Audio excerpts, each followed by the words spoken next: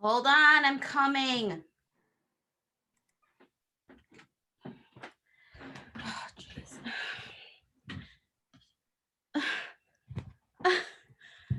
Nora!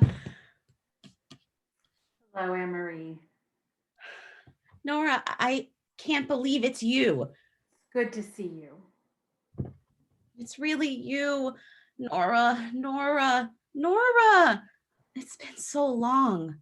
It has. You got a little fatter. You got a little older and you got a little... Well, you hit a certain age. Don't I know it? Come in. Take a seat. I'm going to take a seat. Oh, how are you? Come in, give me a hug. Oh, there's some chairs. Go, take a seat. Don't worry about me. I'm fine. All right, I'm going to sit. My knees are not good. However, I look on the outside, inside's all a lot worse. And how are your insides? They're good, Anne-Marie. That's good. Mine, I don't know. It's stomach that feels like it's going all wrong, but you look good. And if your insides are all in order, then I'll take your word for it. I just cannot believe it's really you. Well, I didn't know, no idea if you would ever come back around.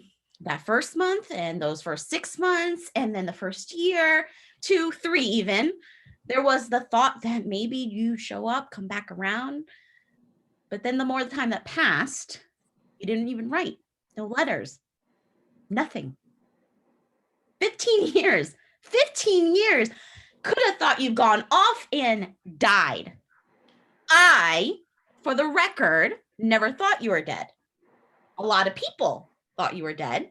Other people, not Torvald and the kids, of course, but a lot of people think you're dead. okay. And I look at your clothes and it looks like you're definitely not destitute. Nope, not at all. It looks like the opposite of destitute. I've done very well. That's just so nice. I'm happy to hear that. I never wanted bad things to happen to you.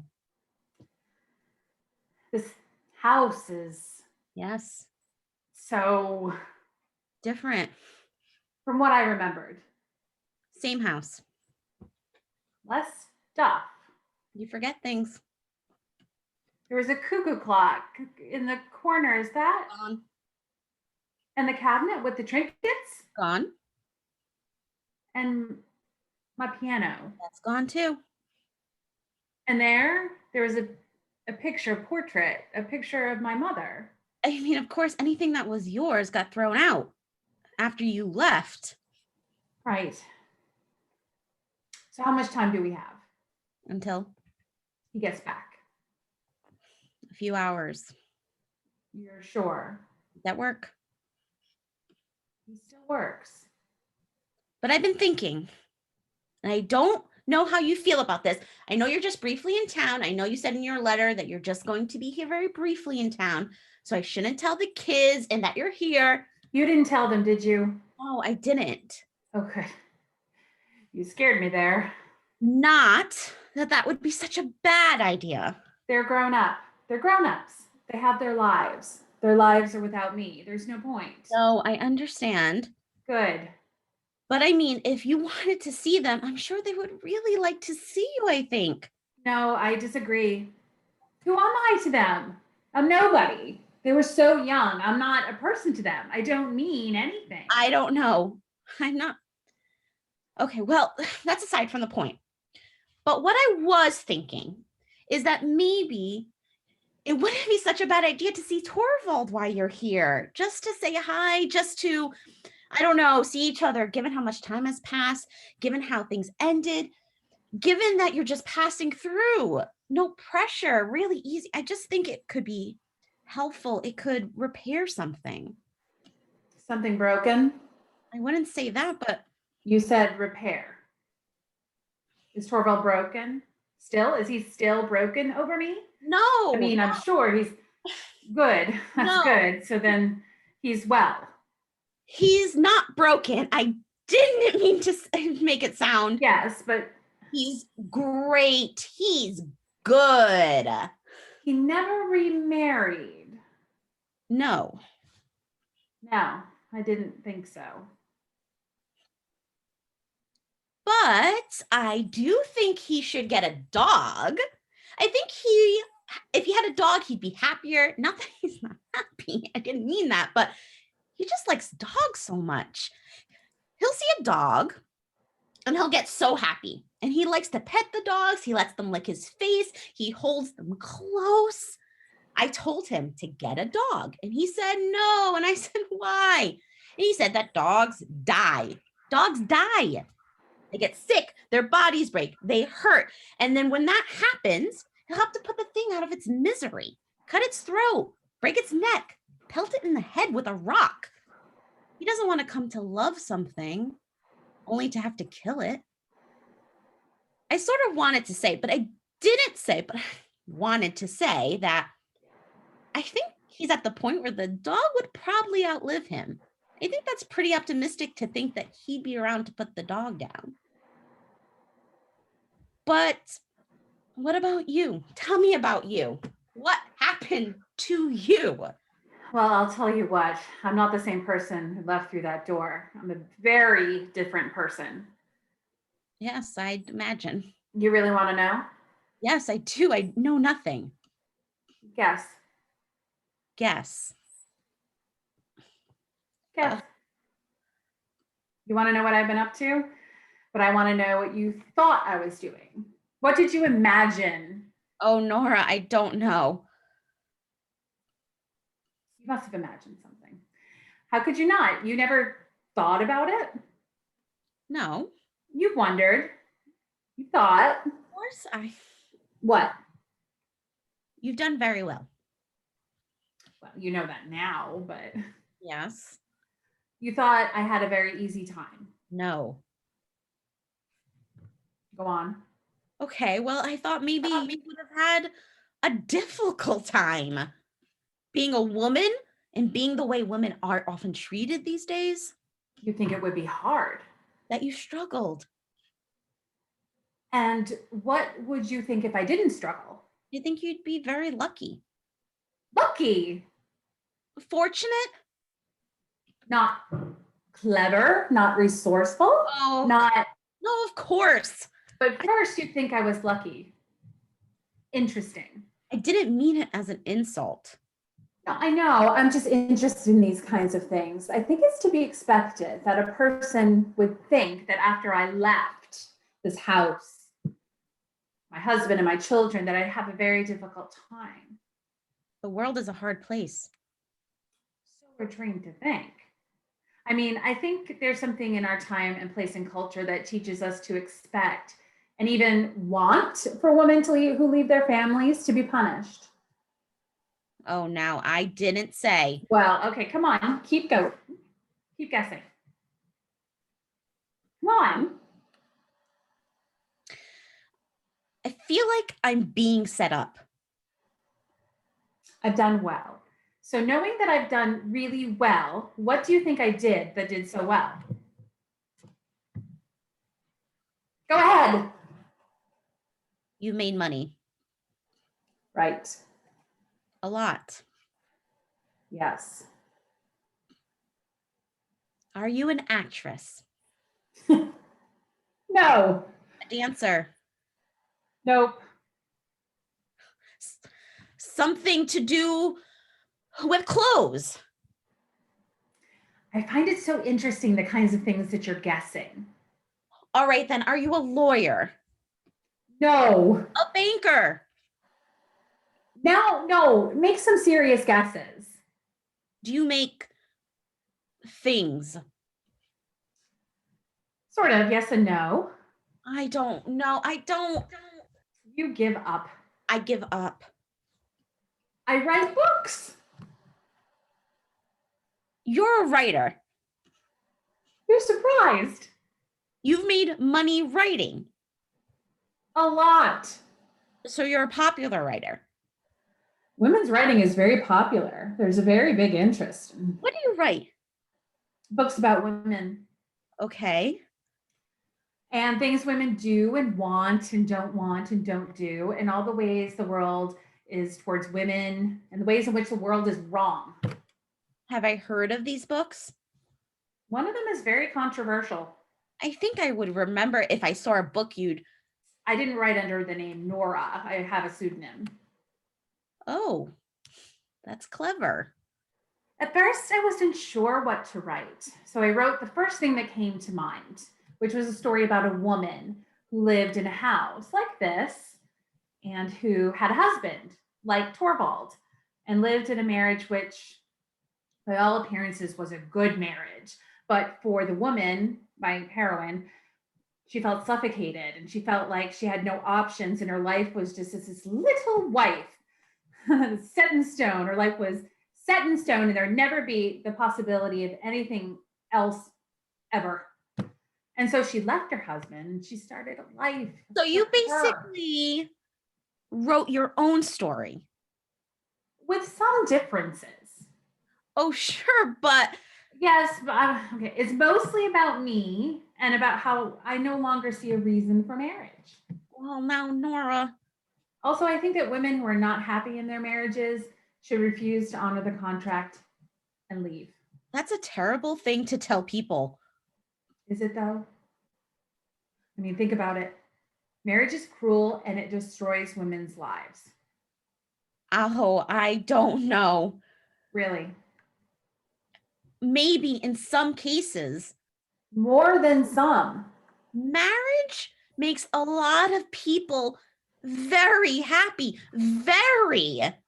That's debatable. I'd argue most people would be happier and more fulfilled without it. You can't say that. And you can't say that they wouldn't be.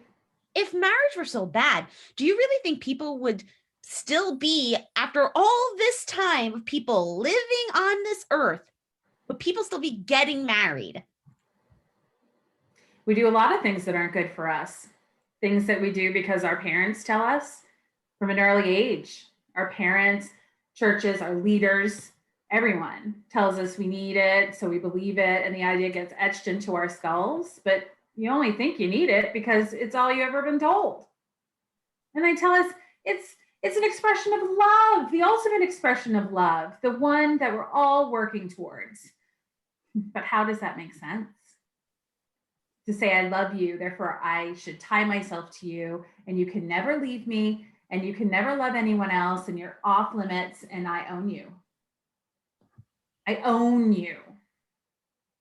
That's what marriage says. To me, that sounds more cruel to be kind than kind. Also, when people marry, they say, I choose you forever, but who is this you that they're choosing? Because people change over time. People change into different people. So how can you say, I want to be with this person when this person is not going to be this person 3 or 5 years from now, but you're there and you're committed forever till death, stuck either with a person you don't want to be with or with a person pretending to be a person they no longer are. I mean, I go so far to say that marriage makes people change for the worse. Because before marriage, you're wooing this other person. Wooing. What does that mean? That means always putting your best, your kindest, your most attractive side forward, and you woo and you woo, and you can convince the other person to commit to marriage. And then what happens? What happens is there's no more reason to woo, to put your best side forward. Marriage tells us you're committed, you're bound to this other person regardless of how you're treated. Think about it. Do you think that encourages couples to treat each other however they want, to be as awful as they want? Doesn't matter. Doesn't matter because you're in it till death. This happens all the time. And people are miserable.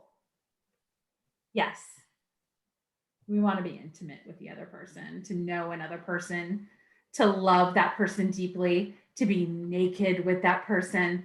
But who Why do we need marriage for that? And why does it need to be just one person for the rest of our lives?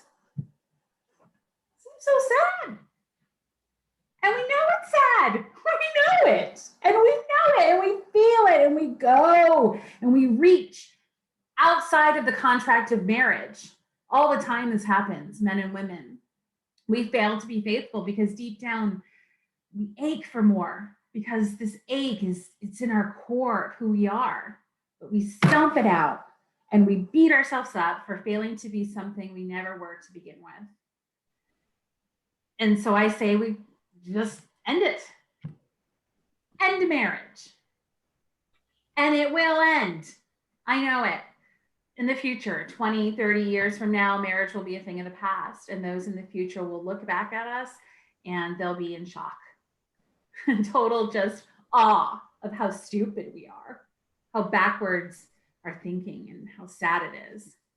And we put ourselves through this completely unnatural process of self-torture. 20, 30 years from now, people will have many spouses in a life, even many spouses at once. There won't be lines drawn between couples. There won't be jealousies because there won't be anything to be jealous of. But Nora, you disagree. All of this is just so crazy. It seems extreme. It's against nature. Nature? What is nature? That maybe there's a reason why things are the way they are. Why men are the way they are, why women are the way they are. It's been like this all of human history. Don't you think that there's probably a really good reason why it's that way? And you go and you fight it, and that's going to make people very uncomfortable. I know. That's why at the end of the book, she dies. Who? Woman in my book, my heroine. She says all these things I just said to you, so I had to kill her off. The book wouldn't have been published if she didn't die of consumption at the end of it. I wish I didn't have to do it, but I figured it's more important that people hear her ideas than not at all. So, but in my mind, it's not so much a literal death, but a symbolic one. You know, she sheds her old life and enters into a new one. And it's not like I'm saying anything that anyone doesn't already somewhere in their minds think of. Certainly, if they're being completely honest with themselves. Which brings me to the reason why I'm here. You see, some women who read my book were so moved by it that they went so far as to actually leave their marriages.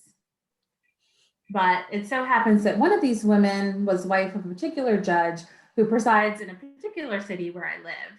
And he was so mad that he wanted to find out a way to ruin me. So he set out to find out who I really was, who I was, you know, behind the name I publicly used. And it turns out it isn't that difficult. All you have to do is threaten to take the publisher to court. So what? Who cares, right? So he's got my real name, and what do I have to hide? And he went and he did some digging around. And after he's done some digging, I got a little letter from him. And it said all the things you'd think it said. I know who you really are. I don't like you and I'm really mad, and so on and so on. Until he reveals a secret that not everyone knew. Not even I knew. He wrote, I know your real name is Nora Helmer. Yes. That doesn't seem strange.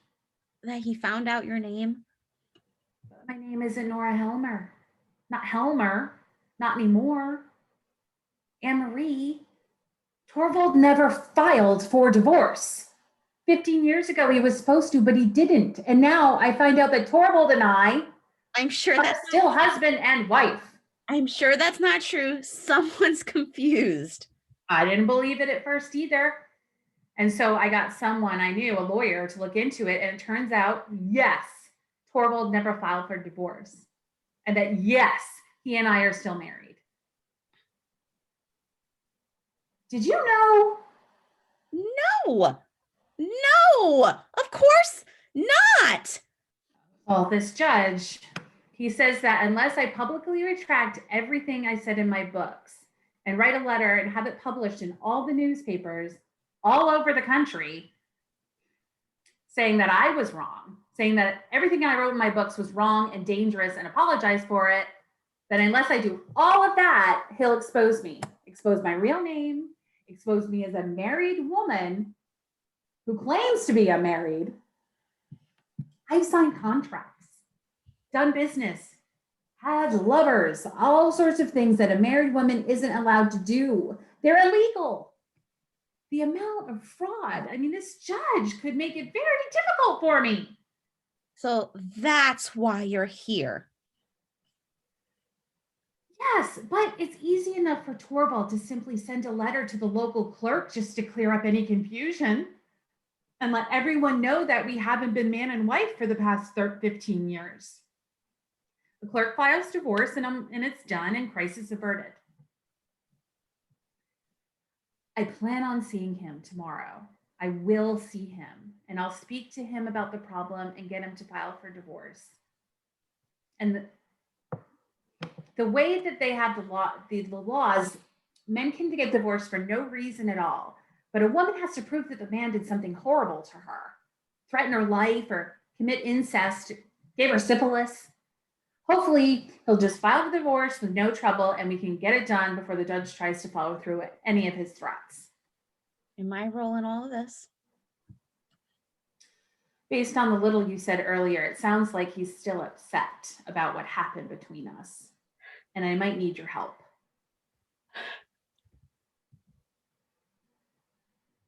Oh, well, shit. Shit, Nora. Shit. Are you crying?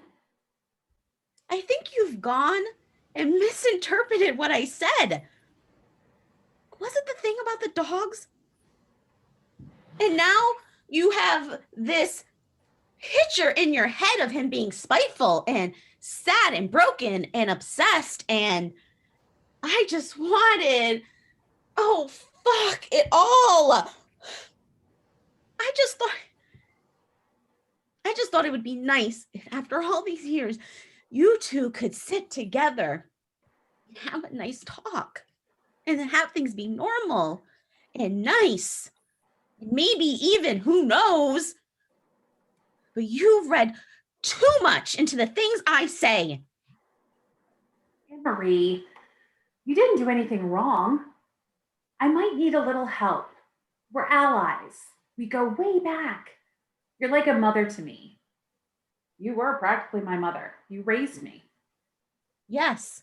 And I also raised your children. And I'm like a daughter to you, yes? Isn't that true? Before Torvald, there was you and there was me, and that was it. I don't like to be in the middle of things. Allies? That sounds like war. I like everybody just fine. Yes, but I'm in a very precarious position right now. So am I, Nora. So am I. Yes, but if you... I'm interrupting something, aren't I? Why aren't you at work? I forgot something. I left papers. I left there's a big bound stack about this big that I thought I brought it to the office. You know what I'm talking about? I could have sworn I took it to the office, but I don't know. I feel like doesn't matter. Who's your friend? You going to introduce me to your friend? No.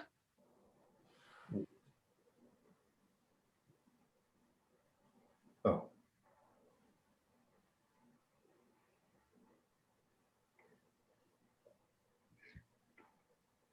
Are you aren't. Yes. You are. I am.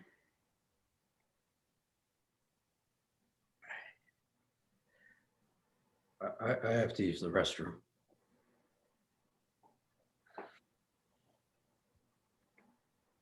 I really thought he'd be out until late. I didn't know. I thought he never comes home during the day. You should go. I think you should go. You should go.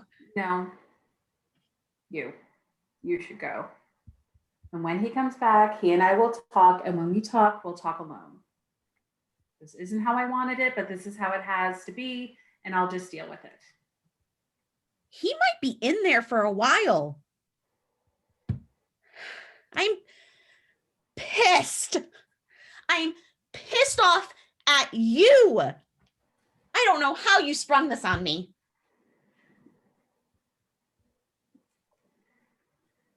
I have to deal with this now.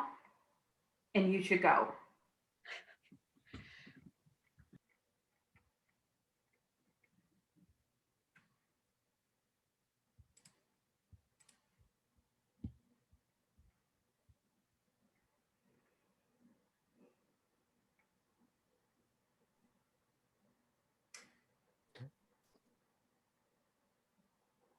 Are you going to say anything? No, I don't think so. Not yet.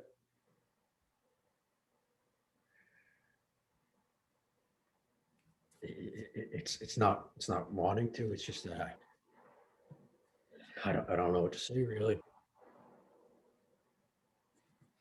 It's okay. I did not expect this. I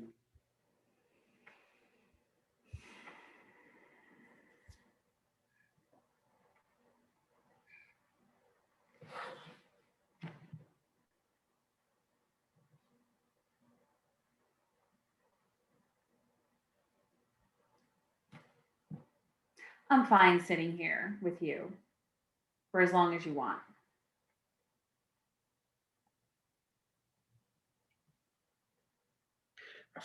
I've thought a lot about what this would feel like. What? This, I'd wonder what I would feel like if I ran into you on the street. And how do you feel, Torvald? I feel shaky. My hand is shaking. My leg is also shaky. If you want, I can leave. Just come back later. All right, I'll leave. I'm leaving. Just tell me why you're here. Maybe it's not a good time. I'll just do it. Are you going to look at me? I doubt it. Not yet. Just talk. All right. Here's what it is, Torvald. When I left you 15 years ago, you remember that night? I told you you're free. You have no obligations to me. And I gave you my ring and you gave me yours. And we agreed, made an agreement that the marriage was done and you would divorce me and that would be that. And 15 years passed. And I've been under this impression all this time that we were divorced until a few weeks ago when I found out that you never filed it. Is that true? Did you never divorce me? Why? I want you to leave. No. I didn't want to divorce you. You wanted that. Okay, well, can we agree that you'll do what you need to do to make this divorce official? And why do I need to do that? Well, I would do it myself, but I know you know that you and I, a man and a woman in the eyes of the law, do not have equal rights to a divorce. So I need your help here. I can't do it myself. You know it's not right to hold me to something that I don't want to be held to. Are you really, after all this time, going to stand in the way of me getting a divorce?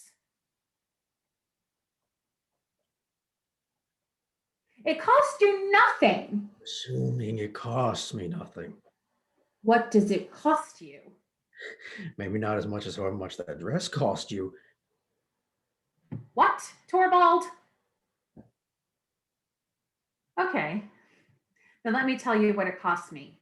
Because you won't file for divorce because you're holding me to a marriage that's not a marriage. You've made me a criminal. A criminal. Yes, How? I've behaved as an unmarried woman. I've conducted business that a married woman is not allowed to conduct without the consent of their husbands, signed contracts that are now void. I can be prosecuted and put in prison, and believe me, there are people that would have me prosecuted and who would want me dragged through the mud. Is that unpopular? This doesn't just apply to me, Torvald. This affects you. If you ever want to get married again, haven't you ever wanted that? No. Not even the possibility? No, Nora, I haven't. You sort of killed that for me. Well, just so you know, there have been other men after you. Several. I've had lovers. I've had a life. I did what I did thinking that you were no longer my husband. And now, because you failed to take action that you said you would take, I'm not sure that I need. I'm now in danger of having that life taken away from me. You left. You left me. You walked out this door and you left me and you left your kids. And when I think back on what happened, I think to myself, I have one big regret. I wish I left you.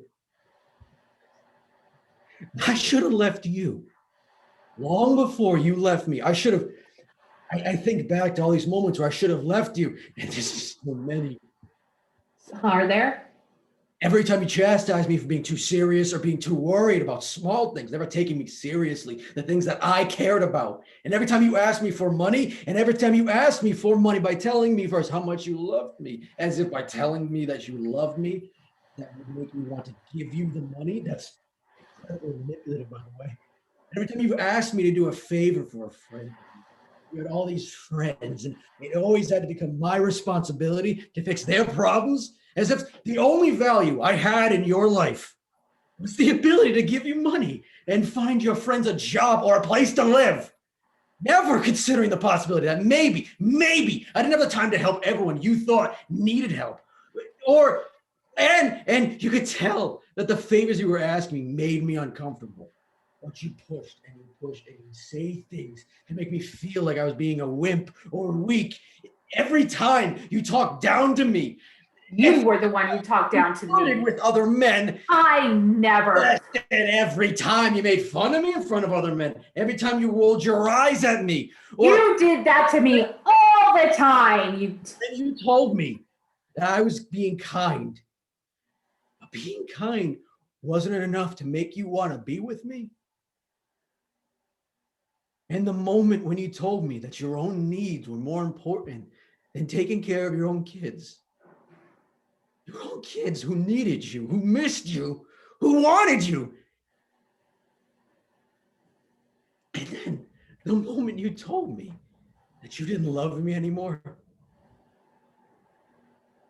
that moment that was maybe a minute before we walked out of it.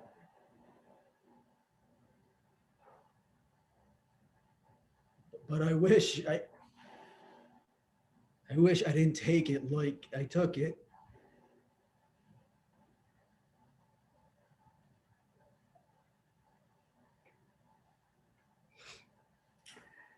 All right, Torvald, I see that you've made me into some kind of a monster, but you're not totally in the clear here. You changed what really happened in your mind. You're making yourself out to be the victim, the blameless, the right, the better of the two. That's you. That's how you are. You have to be right and superior. This thing you do. This thing men do, standing in front of women and looking down at them and telling them how the world works, educating them, us, me, about how things should be as if you're some kind of an expert.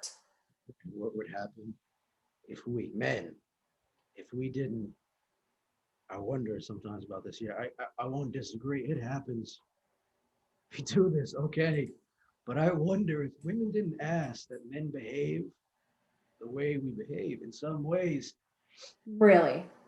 if we didn't project some kind of confidence and assuredness in what we know or think we know, would women even be attracted to men?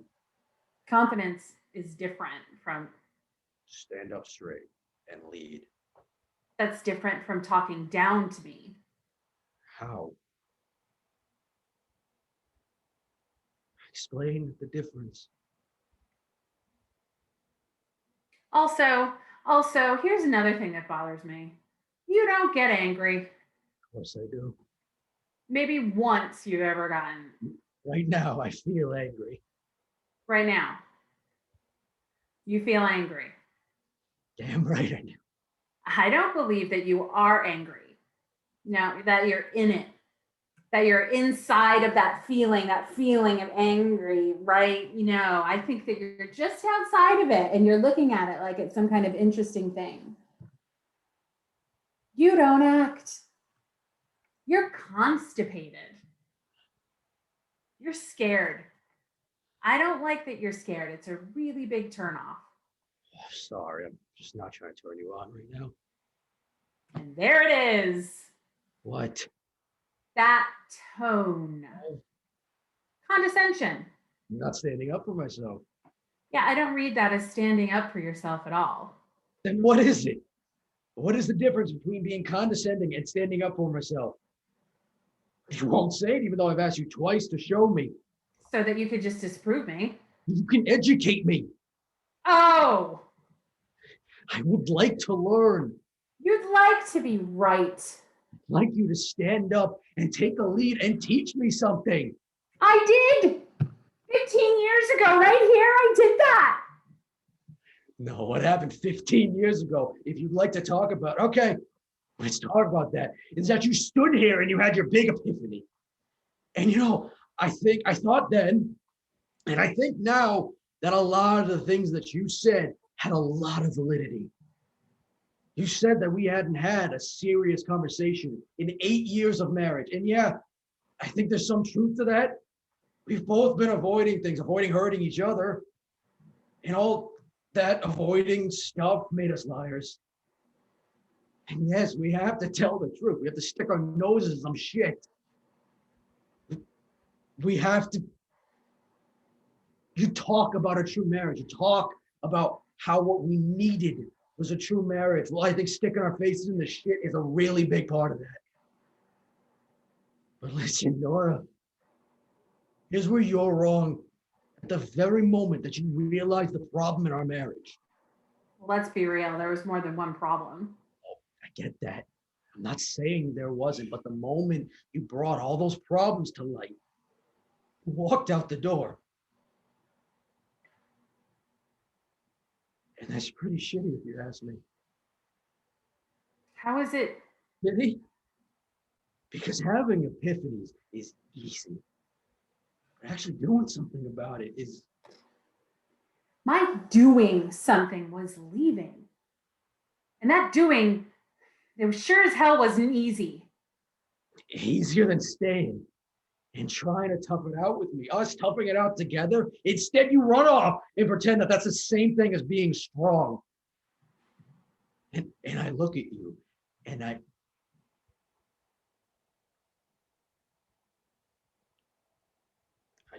think I did so much for you, Nora. I loved you and you threw it away. But who did you love really? Because who I was then, when I was last here, that wasn't me. You liked that. But what I was doing, that was just for show. All that flitting around, the whole Torvald, help me. That's not me. That was a thing I was doing because if I didn't do it, then you wouldn't have listened to me about anything that was important to me. I don't think that you'd like what I'm actually like. I hurt you, and I know that. Don't think I don't know that. And I knew what I was doing when I left you, and I knew what I was doing was very cruel and very harsh, but staying would have been very cruel to me. Our kids. Don't bring up the children as though that drowns out anything I have to say. And about what I did and why I did it and whether or not what I did was right. Do I wish I'd done it differently? Who knows? Would I not do what I did? Absolutely not. No regrets, Torvald. I'm not playing around. It's out of the kindness that I'm asking you to file for divorce, not me. It's easier for a man. The courts don't care about the reason, but for a woman to do it, the law makes me prove and that I deserve a divorce. And in order for me to deserve the divorce, I have to make you look really bad. I have to ruin you, your reputation and public record. I have to. Do you want that? Torvald!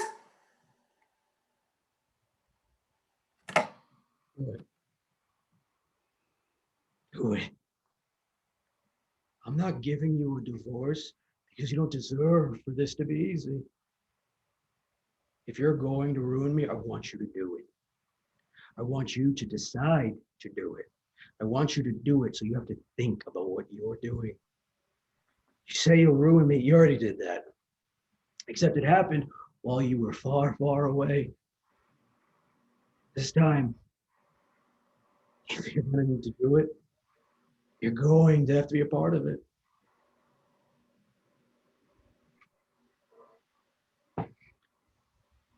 All right. That's what I have to say. Anne-Marie.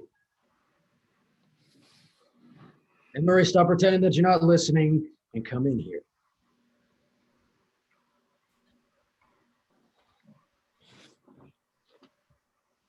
I have to leave. I'm late. I have to leave now. Go out when she's ready. I found your papers. You and I, we'll never talk when I get back, okay?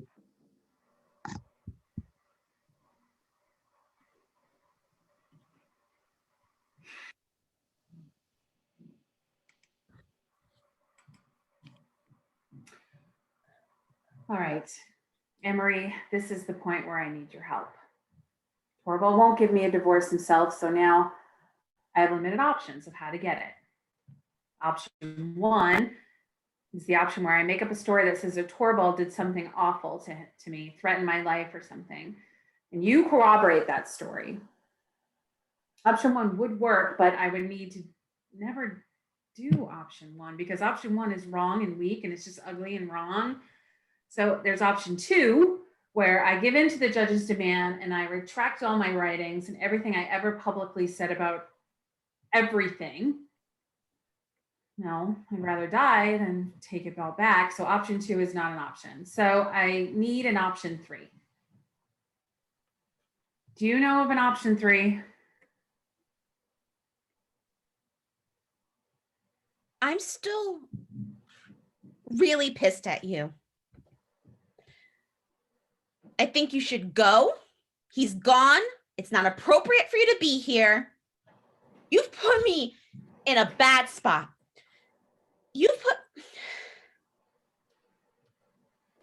Torvald is all I have in this world. My only family. He takes care of me. He supports me. Do you know why? He doesn't have to do it. The children are grown up. But he does it because he's grateful for me sticking around after you ran off, for staying with him through a very difficult time, taking care of the kids, raising the kids, and looking after him. Oh, he was a mess. You have no idea. You can't even begin to imagine the silence, the not eating, the very dark thoughts he think, the shame, and how this must have looked to him, the thoughts he must have thought when he saw us together conspiring behind his back. We weren't. I want you to go. Just go. Leave. There's the door. I know you know how to use it.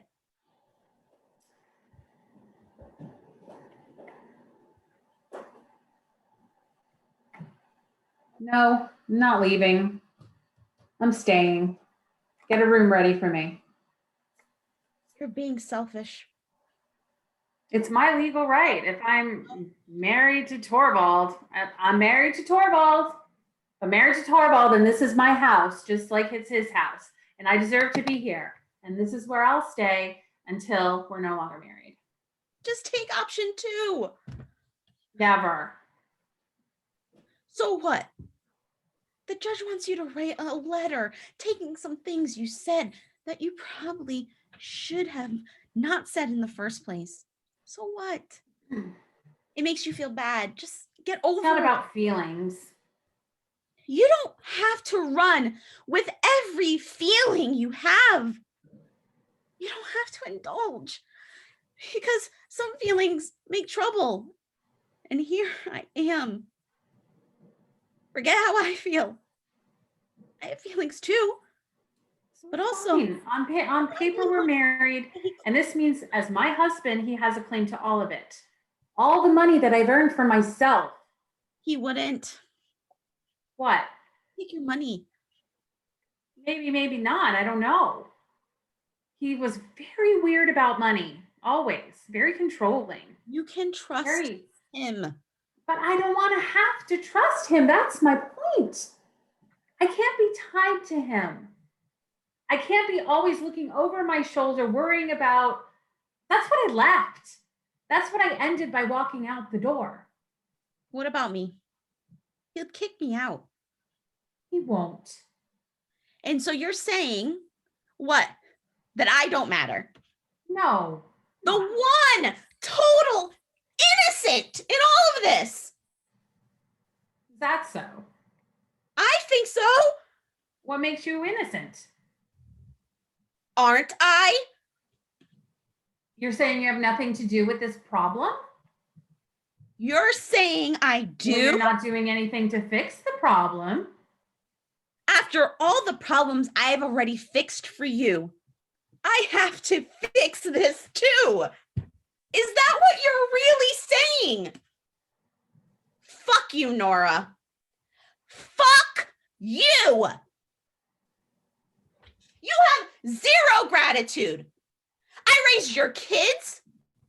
You should be coming in here. First words out of your mouth should have been, thank you, Anne Marie. Thank you for abandoning your own life, your own child, and raising mine so I could go off and do my little thing. I didn't ask you to do that. I didn't make you stay. I left. You decided to stay. I'm thankful that you stayed, but that's not your responsibility. What was your choice? Not. How could I leave? Just like I did. I'm not as cold as you. You have even less of a reason to stay. It should have been easier for you than me. It was my job, Nora. If I didn't do what I did, 3 very young children were going to be left alone. They had Torvald. A father, but no mother? Is that not enough? Men leave their families. Happens all the time. A mother and no father. But now, if a woman does it, she's a monster, and the children are ruined. As far as I'm concerned, either it's bad. Also, and I'm just gonna put this out there. You do realize that you kind of did the same thing I did. How did I? You had your own child, And you left her to raise another mother's child. And you chose to love someone else's child who wasn't your own. And that's okay. And just don't tell me that we're different. We're the same. No, we're not. I didn't have a father with money like you had a father with money. I didn't have the same options as you had. Do you think I wanted to leave my home and become a nanny? My options were what? Working in a factory and wearing my body down to the point of uselessness at an early age? Or I could go out and be a prostitute. Yes. No. You're right. I would have never, ever left my child if I didn't absolutely have to. But I did. And you may not believe me, but I had to leave. And leaving my children was the hardest part. It's the part of what I did that I hate the most, and that hurts. Still hurts. Don't you think that wasn't a moment where I didn't think of sending them a little letter, a little note to say, hello, mommy is thinking of you. Mommy loves you. Mommy misses you very, very much. Or on a birthday or Christmas, sending a gift. Did. I bought them gifts, Anne-Marie, for the first couple of years. I had a little pile of gifts for them sitting in the corner of my room, and I'd buy these gifts and I'd be just about to send them, and then I wouldn't, because I knew that sending them would make me feel very good.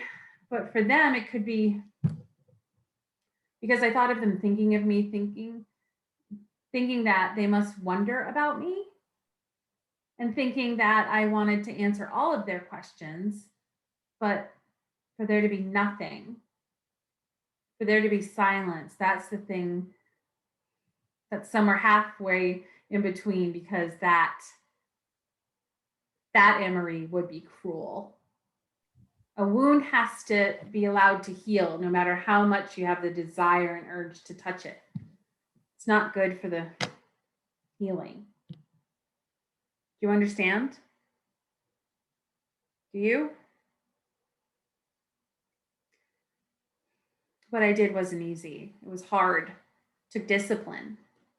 And I had to think past the feelings and about what's best for everything and everyone involved.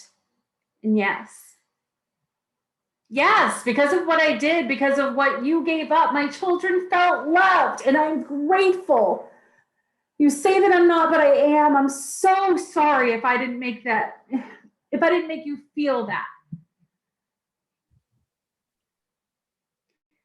And Marie, I have money, and I can give you freedom. I can buy you your own little house, and I can give you a lump sum of money, so provided you invest it wisely, you'll never have to work again. You're on some kind of I'm sure, tiny allowance trickling out of what? Enough money to get you through the end of the month? Isn't that true? And I look at you, and you look so tired and worn. And when you walk, you limp. And you say you have problems with your stomach. And in exchange, Torvald gives you a little room in the back. I can give you a better life. And I promise you, it's not conditional. You help me or not, this is up to you. Can I do that for you? Will you let me do that? No, I don't want your money. It's too late in life to just stop and.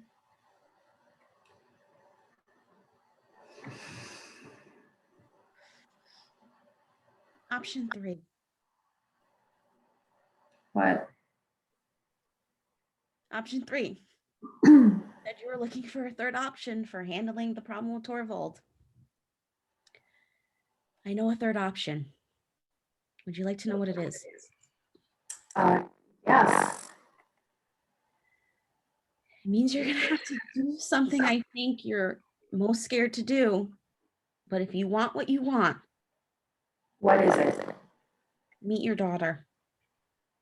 No. Wait. It's Not a good idea. Hear me out. I'm like a stranger to her. Listen, you were not able to convince Torvald to agree to the divorce.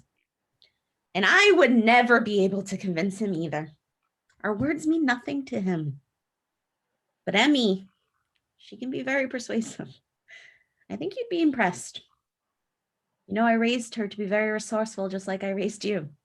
And I think maybe she would have a good idea for what could be done. I think that could be very confusing the way things are. There's a balance that we have, and that I wouldn't want to upset. But she's an adult. There's no damage you can do. Not now. She has a life outside of you. And she's happy with that life. I think you aggrandized yourself. Hey, I have nothing to gain from you meeting with her or not.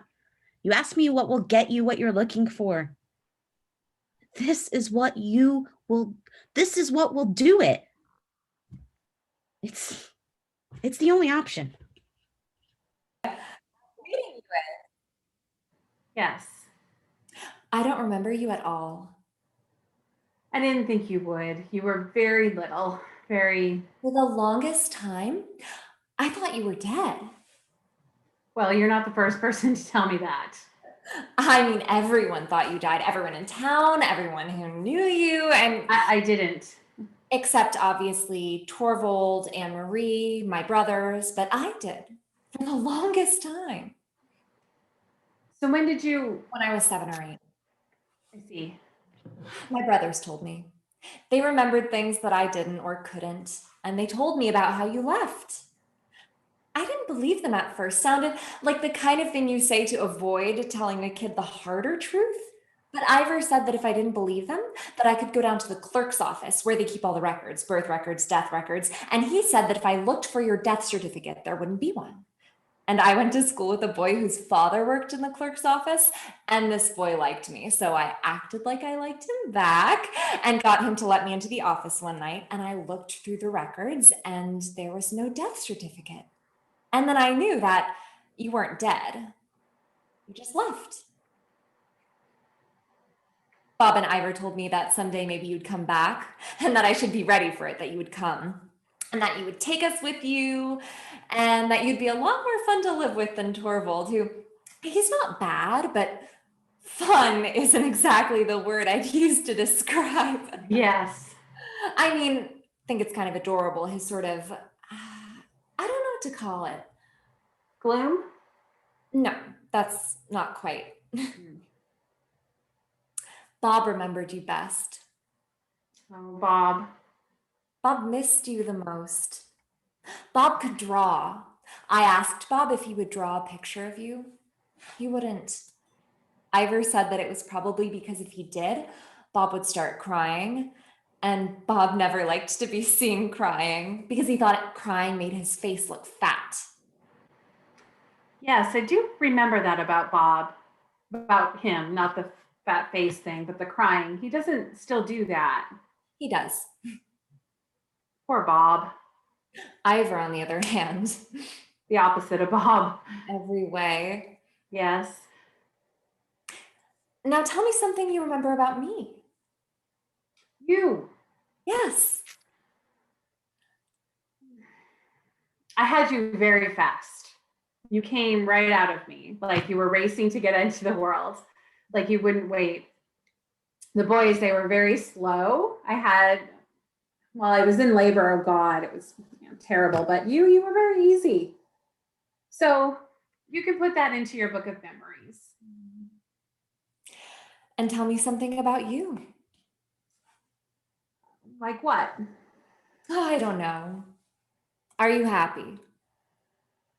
Yes, very. What makes you happy? Work makes me happy. I like my house. I have a nice little house. It's by a lake and it's quiet. That sounds nice. Are you happy, Emmy? I am. What makes you happy? All sorts of things. I have enough money. I have enough food. Physically, I'm fine. There aren't any problems with my health. That's good. I actually think in a lot of ways, things turned out better because you weren't around. I think I'm better at life because of it. I had a lot more responsibility. I had to deal with some difficult truths about life at an earlier age than you usually have to deal with those types of things. I feel bad for the kids who growing up had the usual life. I feel special. That's good to hear. I'm happy that, People say that I'm an old soul. yes, yes, yes. You seem very grown up, very adult, very impressive. Thank you. And you've done well because of it too, haven't you? What do you mean? Anne Marie told me that you have your own money and that you write books. I do. I find that very interesting. I'll send you one. I don't really read books. No? Never could get interested in it. I get bored easily. It's sort of. And so, Emmy, Yes? did Anne Marie tell you why I'm here? All I know is that you and Torvald were supposed to be divorced, but you found out you're not.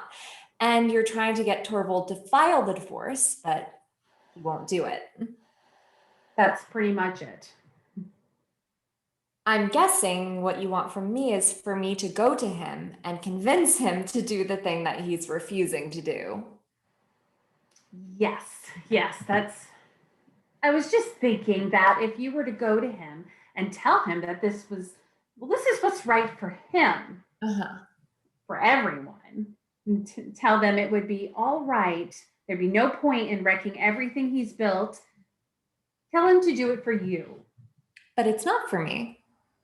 Of course, it's for you.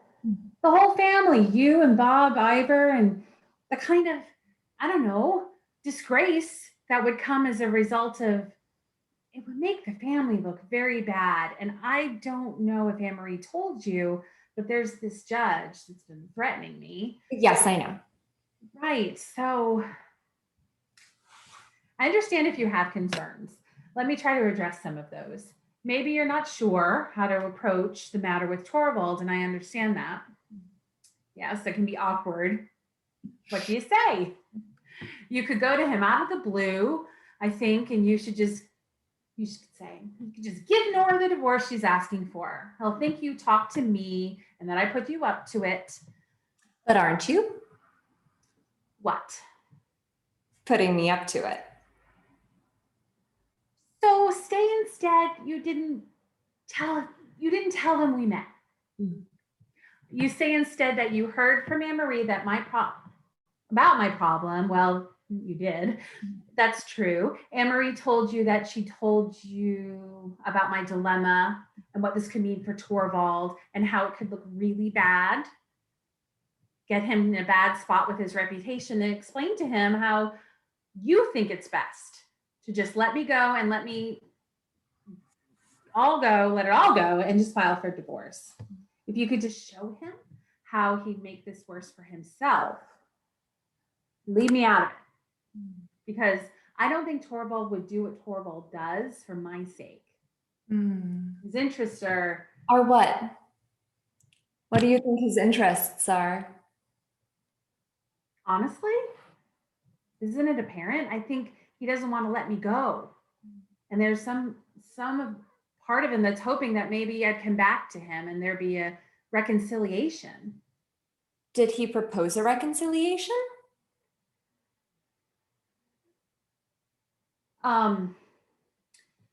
No.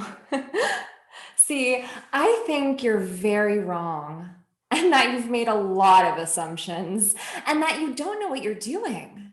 You think you do, and it's not your fault, but I need to correct you. Correct me? Torvald did something really stupid. I know that he's still technically speaking married to you, and I'm not saying that none of this is his fault. There's fault on his part for sure. But basically what happened when you left, people noticed. And of course they noticed. And people would ask, where's Nora? And Torvald, I'm sure you could guess he was pretty upset about it, felt pretty private about it, didn't want to talk about it. It was embarrassing. People ask him where you are and you have to say you left him. It would be awkward both for him and for the person asking. So at first, when people asked, he'd say that you had gone away, left town, visiting family, something like that. He didn't really say much about it. He didn't want to lie. But then when about 2 or so months had gone by and you were still gone, I mean, I don't know exactly how it happened. Obviously, I was so little, I wasn't aware of what was happening, but someone made the assumption that you weren't well, that you'd gotten sick. And Torvald didn't say no. So that's the story that went around, that you were gone and you were sick and recovering at a sanatorium. And then another month or two passes and someone somewhere says something or makes the assumption that it's worse than that and that you hadn't recovered and that you were no longer alive. And that's what people assumed. And Torvald, now he's so far in. And to explain the truth, I know it's a weak thing he did, but he had his job at the bank and was a very well-respected member of the community, very well liked, trusted. To have to explain such an embarrassing set of truths and misunderstandings and so on. So he said nothing. And by saying nothing, he was sort of saying something, which is that you had died. And once people came to think that, that's when, well, you know what happens. When that happens, there's an outpouring of affection and support. People visited, they brought food, they really rallied around him and us, the whole family. And there's also some government support for families. There's that, some money you get. Of course, there was no death certificate ever filed, but these things happen, mistakes, oversights. Just because of the way people found out, this gradual sort of realization that that's what was, and because Torvald is well respected, well liked, and because he runs the bank. You see? It's a problem, you being here, doing what you're doing. Do you, No, I don't. it's fraud, technically, it is.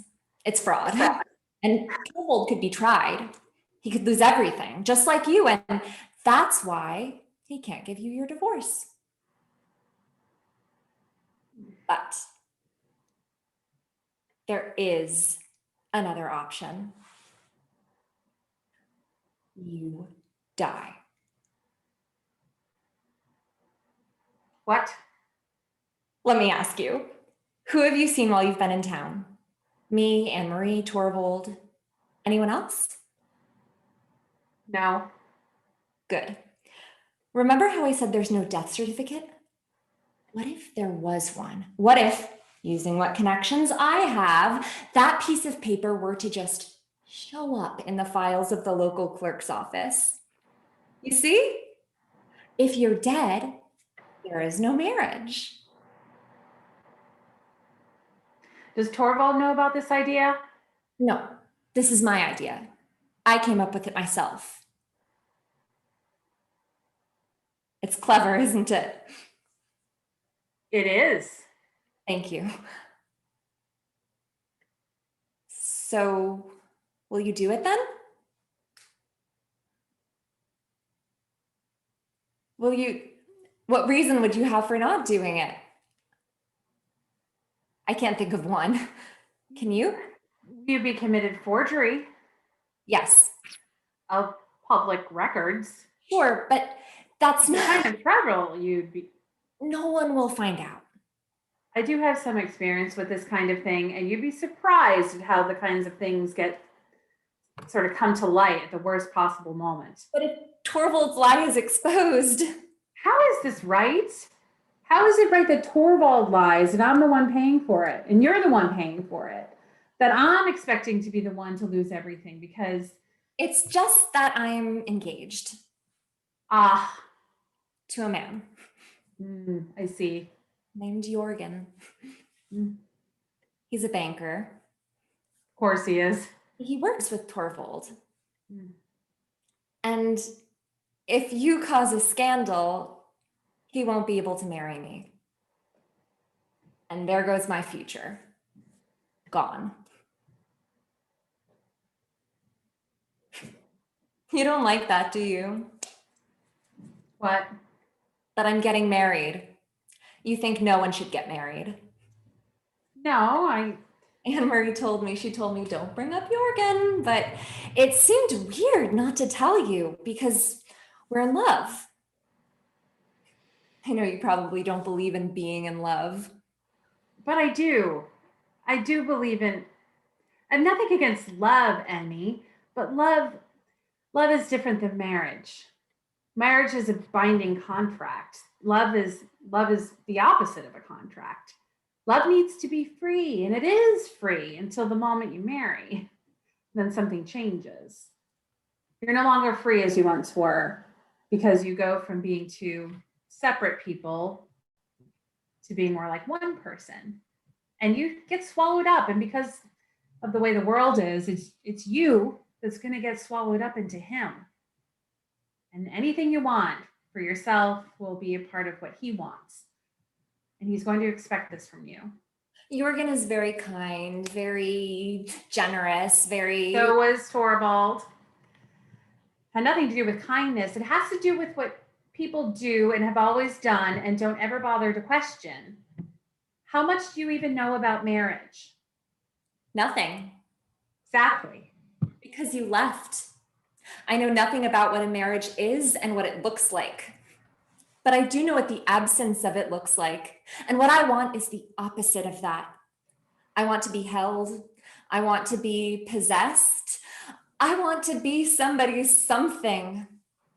I can see you cringe when I'm saying what I'm saying, but that's about you and that's not about me. And I'm telling you what I want. And you may want something different for yourself, but don't make my wants about your wants. But You're telling me I don't want what I want? Emmy, I'm telling you that I once wanted what you want, only to find out that when I got what I wanted, that it definitely wasn't what I wanted. But you don't know that it will be the same with me. I'm not you. I have a feeling that you're a lot like me. No. The kinds of things that you're saying, the kinds of things that I have said. You don't even know me. You come back here for the first time in 15 years and you didn't want to see me. The only reason you're even talking to me is because you want something from me. No. That's not why you wanted to see me? Yes, I did come here to ask for some help. See? But you think that I didn't want to see you? You don't ask me any questions. Because I don't know where to begin.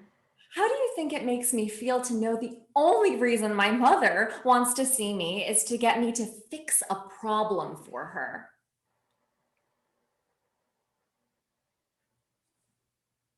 You've never given me anything. This is the only thing that I'm asking for. You're putting yourself at terrible risk. And what about you? You talked to me about the trouble I could get into by forging a death certificate. I'd imagine the trouble you're facing is worse. Aren't you scared? Oh, what scares me more is the thought of you doing everything that I did that I wish I didn't do. That's worse because it means that everything that I've done since walking out that door means nothing. Everything you've done, which is what? The books that I've written, everything that I've, These books that tell women to leave their marriages. if they're feeling stuck and And they need to, and they do. some are moved to. Yes. And how is that good? How many women have left their husbands because of you? How many women have left their children?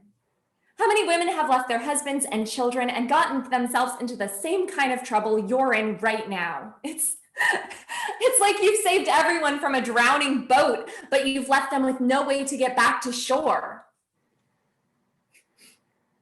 I actually think it's good to be stuck in a marriage.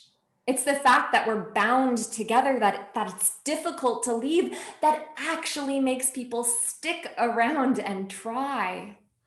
I think because if things keep on going the way you say they should, then What will that look like?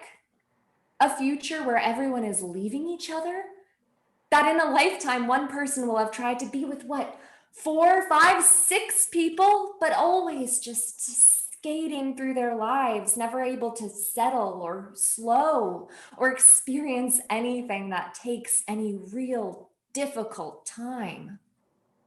Never finding a home, never finding a place to rest, a person to rest with. Never finding a person who knows you. And that sounds, and what do I know? But that sounds so sad and so lonely and so deeply unsatisfying. This future where we're all just nomads. Is that really what you want? You let me do this for you. Nora Helmer will officially be dead. You leave here, you move somewhere quiet, you stay quiet for a couple of years. This trouble with the judge, it will eventually pass. And then you'll be free, free of Nora Helmer. That's what you always wanted from the very beginning, isn't it? When you walked out that door, you wanted to find out who you really were. You found that person. You don't need Nora Helmer anymore. She's dead. And now you really get to be reborn as this new person you've created. And me and Torvald and my brothers can go on living lives without you.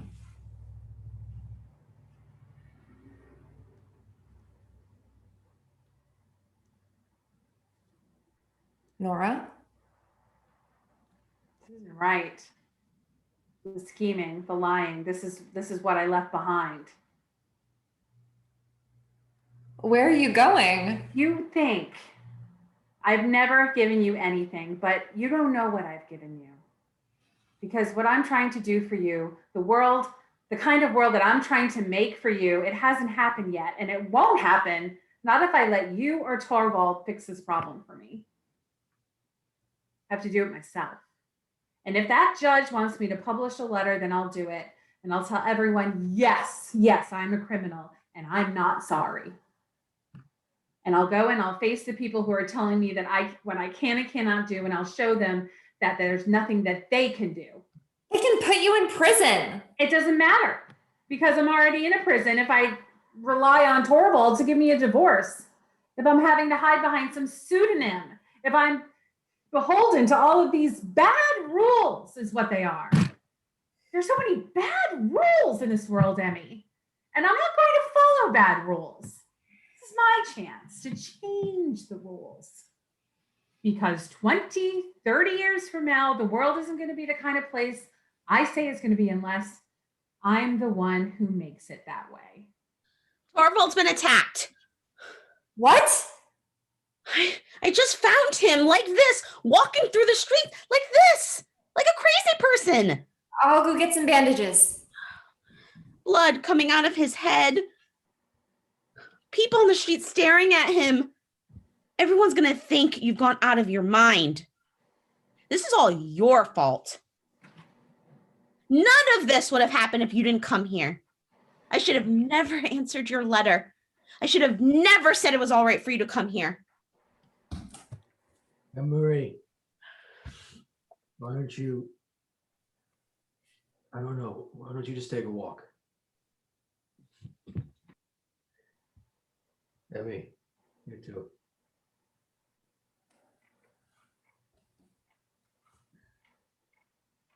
We should talk.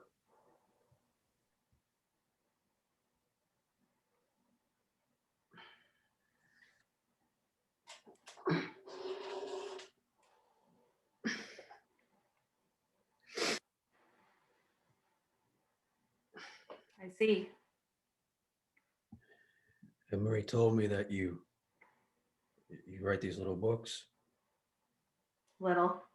I didn't mean it, I meant just that she told me that that's what you do now. So I was curious, and I walked into a bookstore, and I asked the man in the bookstore, "What's the book all the women are reading? I'd like to read that book." And he said, "Well, you must be thinking of this book." And he handed me a book, and it didn't have your name on it, but I figured it was a Pseudonym. right, yes. And so I bought the book, and I took it with me to the fjord, and I sat on a rock, and I read the book, the whole thing, from beginning to end. And the book was about you, and the book was about me, and it was about all these things that happened between us. And it was hard for me to read it. It's hard for me to live it. I'm sitting here reading and thinking every so often, oh, I remember that, or I forgot that, or and some things made me really mad. Like what? I come off pretty badly in the book. I come off as a real. I'm going to read some parts out loud. Just say what you. He looked at me with a condescension. You say things a lot like that. He sneered, pontificated, but this is the one that really. I lived in terror of my husband. He didn't so much as look at me as through me. I didn't exist. Yes, he doted on me, but only because the act of doting made him feel good. But you could have substituted in for me any woman. It didn't matter. Once I asked him what he liked about me. He said everything. I pressed for more. He said I was pretty. He said I was his. He said I was perfect. This is why I lived in terror. Not because he was violent. He wasn't. Not because he ever threatened my life. He never did, unless you count living with someone who doesn't see you as life-threatening, which in a way it is.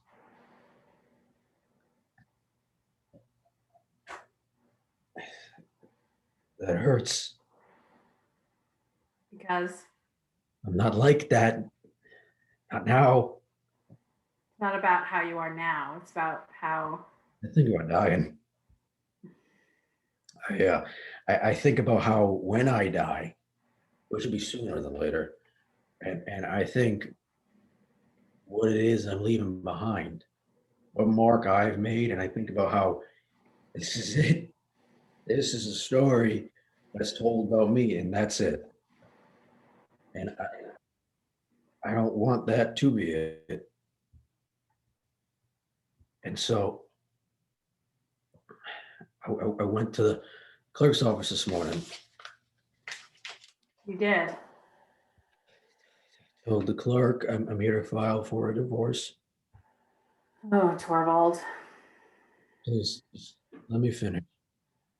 See, he didn't understand because, He thought I was dead. oh, you know about that. Yes. He thought I was crazy. He said, Torvald, you think you would have seen a ghost? I said, no. I said, I've been lying. There's a pile of lies. I've been lying. And that's done. I won't lie. I'll face the consequences. He even said, if you don't believe me, find the death certificate. And he said, if there's no death certificate, then you should go ahead and make one. And here he is, taking out the paper to write up a death certificate. And it was as if he was going to end your life right in front of my eyes. And did he? Oh, I grabbed the pen from his hand, and grabbing the pen, I knocked him to the ground. And this clerk, he's no small man. He's younger than me and stronger than me, and he pushes me, and I fall. And my head hits the ground where there's a bit of stone, and I cut into my head, think I could hear the skull crack. And now he's horrified. And he backs away. I think he's crying. And he says, Torvald Helmer, what have you turned into? What are you? And I said to him, I said to the clerk, he will give me my divorce. And he nodded his head because he understood that this was about more than it was about. He could have had me locked up, but he understood. And this is it. I did this for you. I made everything right by ruining myself, by exposing a pile of lies that I've been hiding on for 15 years. And I'll probably lose my job, and lose my friends, and lose my savings, but I did it. So hopefully I won't be remembered the way you remember me. You can even go write a new book. But I'm a better man. So here, take it.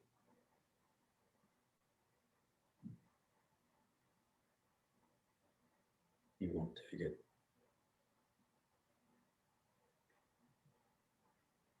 Thank you. Thank you, Torvald. I appreciate that you did this, but I don't need this anymore. What? The divorce, I don't need this. But I really do appreciate that you. I can't win with you. I can't win with you. I can't fucking win with you. To win! Stop trying to win! I'm trying to be a good guy here. You go and you about you. I'm in it, aren't I? It's my book. It's my feelings, my thoughts, my experience, and my life. I gave you what you wanted.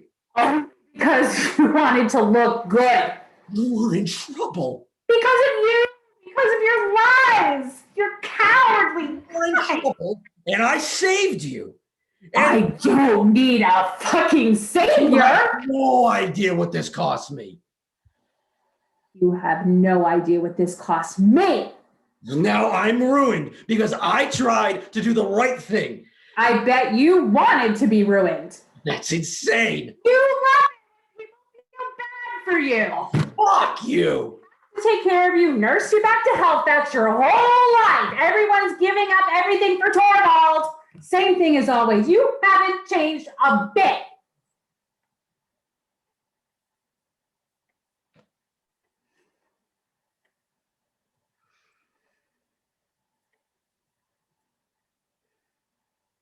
Mhm.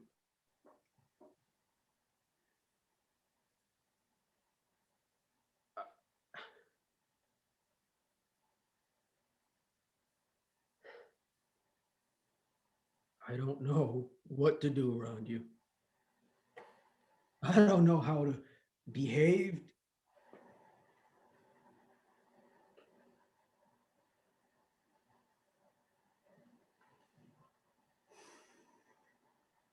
What happened? You used to be so. You were a different person, and I find it incredibly disturbing. And when I look at you, I can't even see inside there to see the person that I used to know.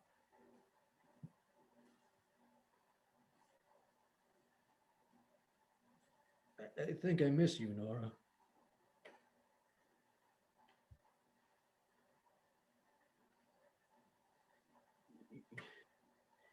You don't think I don't see you.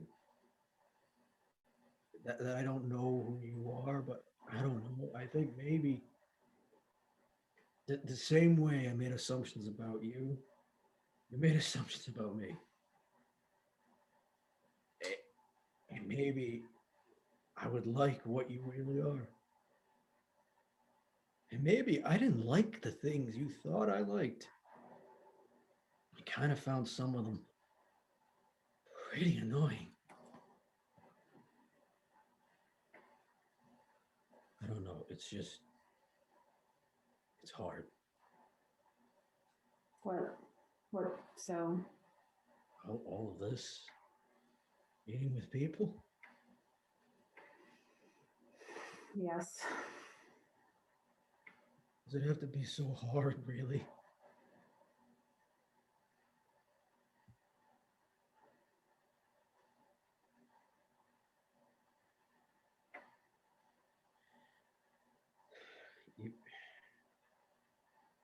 You said that there's been others since me. There were. Who were they? All sorts of people.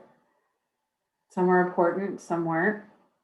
Some stand out in my mind and some just sort of fade. There was a painter. There was another banker. There was an architect. And there was also a man who built the houses the architect designed. There was a man, very young man. I thought it would be interesting to have a relationship with a very young man. Was No.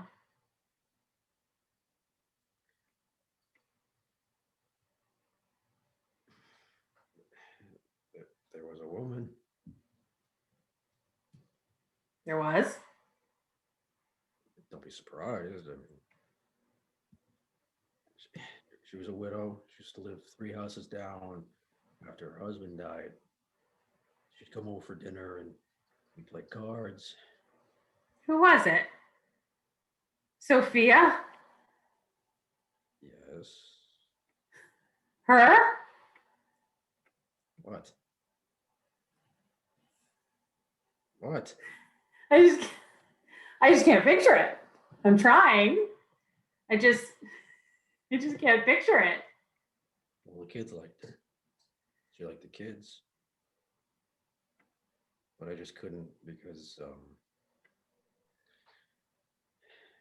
I was afraid.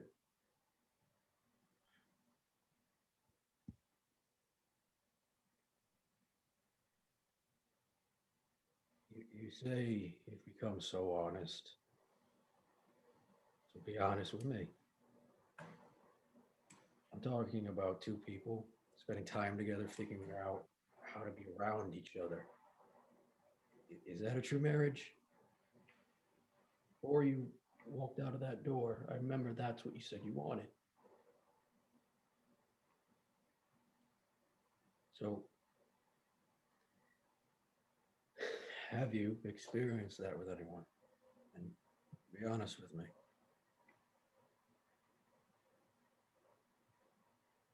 No. I haven't either. And I don't want to die never having had that experience. Then go have it. I want you to have it. What about you?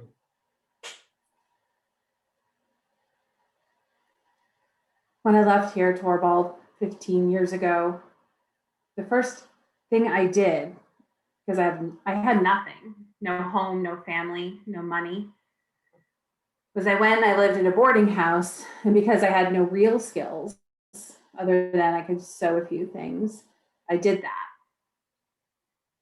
And I made money sewing. And a bit good.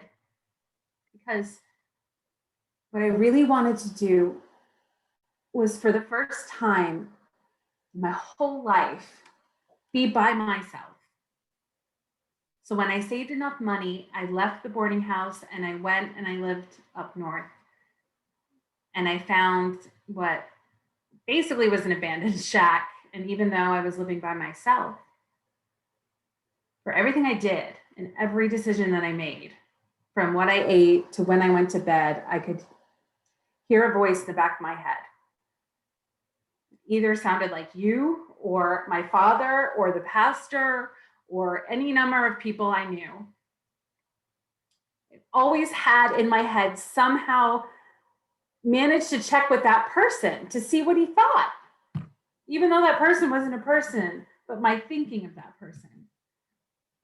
And so as long as that continued, I decided that I live in silence not speaking and avoiding the speaking of others. And I lived like that until I couldn't remember what other people sounded like, until I no longer heard the voice in my head other than my voice. And what I was certain was my voice. And that was almost 2 years. 2 years of silence. And once I could hear my voice, I could think of things that I wanted that had nothing to do with what anyone else wanted. It's really hard to hear your own voice. Every lie you tell makes your voice harder to hear. And a lot of lying, a lot of what we do is lying, especially when what we want so badly from other people is for them to love us. So I find that I'm my best self when I'm by myself.